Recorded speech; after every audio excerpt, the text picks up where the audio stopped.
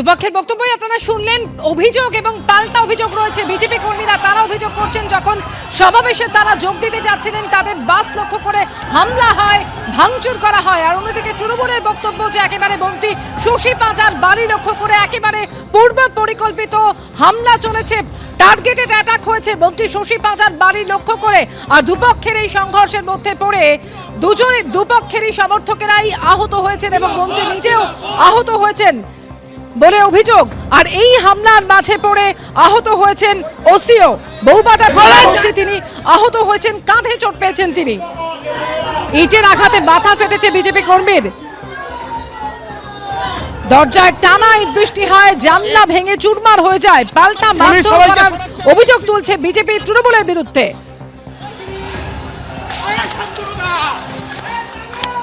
Greece park পুলিশের তরফ থেকে এখন যারাই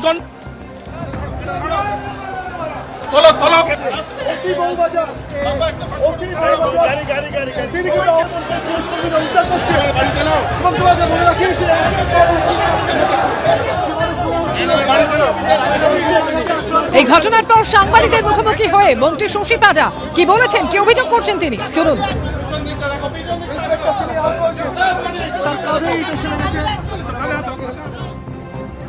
This is the definition of democracy for BJP.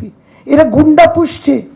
এই প্রত্যেকটি বিজেপি বাস যে যাচ্ছিল ফ্ল্যাগ লাগিয়ে, তার প্রত্যেকটি বাস থেকে বোতলবাজি, ইট, বড় বড় পাথর, বোম, লাঠি, সোটা পুরো ইকুইপড। তারা এসছেন র্যালি করতে, প্রধানমন্ত্রী র্যালি।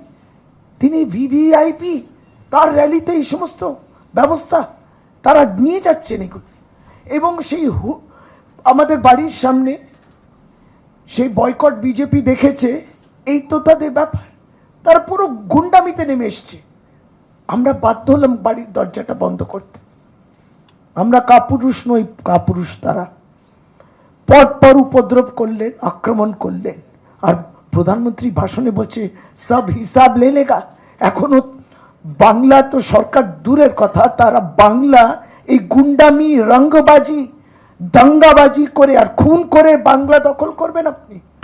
মন্ত্রী শশী পাঁজা তিনি অভিযোগ করছেন একেবারে টার্গেটেড অ্যাটাক হয়েছে এবং বিজেপি কর্মীরা রীতিমতো প্রস্তুতি নিয়ে এসেছিল এই হামলা চালানোর।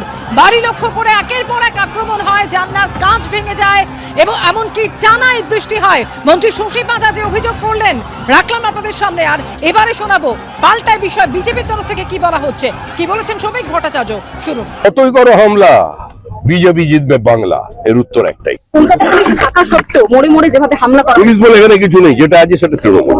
হিসেব হবে। বিজেপি কর্মীরা হামলা করেছিল প্রথমে, বিজেপি কর্মীরা হামলা করেছিল প্রথমে।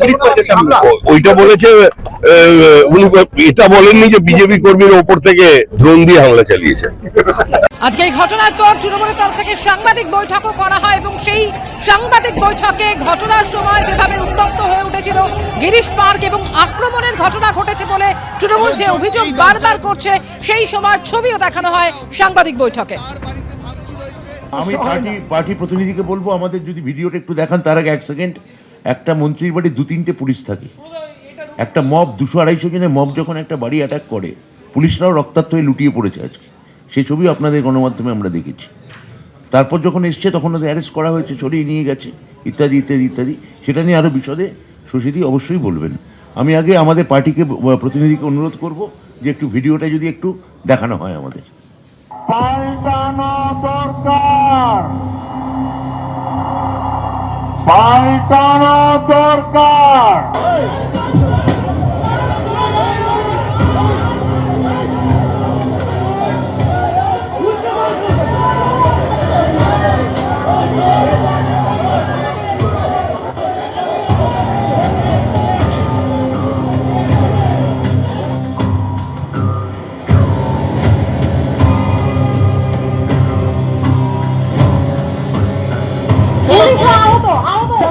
সূত্রপাতের আগে তোমাকে দেখাবো, তুমি দেখতে পাচ্ছ ওসি বউবাজার, তিনি কিন্তু আহত হয়েছেন। বাপ্পাদিত্য নস্কর, তার কিন্তু ইট তার কাঁধে এসে লেগে রীতিমতো শুয়ে পড়ছেন। পুলিশ কর্মীরা উদ্ধার করছেন।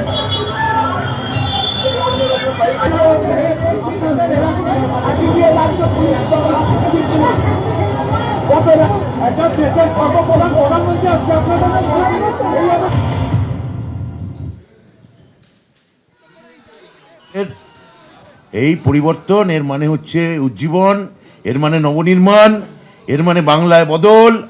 এইগুলোর এই ফুটেজ আমরা এতক্ষণ ধরে দেখালাম। তো নির্বাচন এগিয়ে আসছে, শাসক দলের বুকের ভিতরটা তো ধরাস ধরাস ধরাস ধরাস হচ্ছে, কারণ হারবে এবার। সেই ভয়ে তত বেশি হিংস্র হয়ে উঠছে। মানুষ হিংস্র হয় কখন? যখন সেই ইনসিকিউরিটি ফিল করে, সেই জন্য হিংস্র হয়। তো তৃণমূলের হিংস্রতা সেই জন্য দেখাচ্ছে, ইনসিকিউরিটি, যে এতদিনের কোলে কমে খাওয়া, কাউন্সিলর মানে কোটি কোটি টাকার সম্পত্তির মালিক, বিধায়ক মানে কোটি কোটি টাকার সম্পত্তির মালিক, কত সহজে ছেড়ে দেবে? আমরা জানি লড়তে হবে, ঢিল পাটকেল আমাদেরকে খেতে হবে। খাবো ঢিল পাটকেল, প্রয়োজন হলে আমরা খাবো, আমাদের মাথায় সেলাই পড়বে, তবুও পরিবর্তন করবো, ছাড়বো না, তৃণমূলকে হটাবো। অভিযোগ পাল্টা অভিযোগ, দুপক্ষের সংঘর্ষে আজকে একেবারে উত্তপ্ত পরিস্থিতি তৈরি হয় গিরিশ পার্কে। মন্ত্রী শশী পাঁজা তিনি অভিযোগ করছেন যে গুন্ডাদের নিয়ে ব্রিগেড করছে বিজেপি।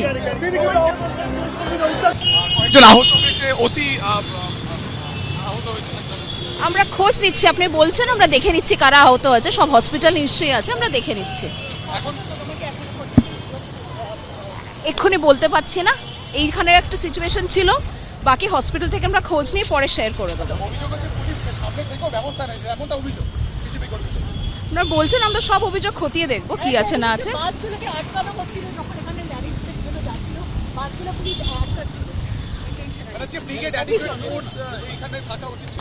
আপনি বললেন, আমরা নিশ্চয়ই খতিয়ে দেখব। ব্রিগেডের জন্য পুরো কলকাতা জুড়ে বড় অ্যারেঞ্জমেন্ট আছে। পরপর কি ঘটনা হয়েছে, কার ইনজুরি হয়েছে, কি এক্স্যাক্টলি হলো, কার পরে কি হলো, আমরা সব সিসিটিভি দেখিয়ে পরে খতিয়ে আপনাদের সাথে শেয়ার করব। এখন ঠিক আছে, একদম ঠিকই আছে। এবিপি আনন্দ, এগিয়ে থাকে, এগিয়ে রাখে।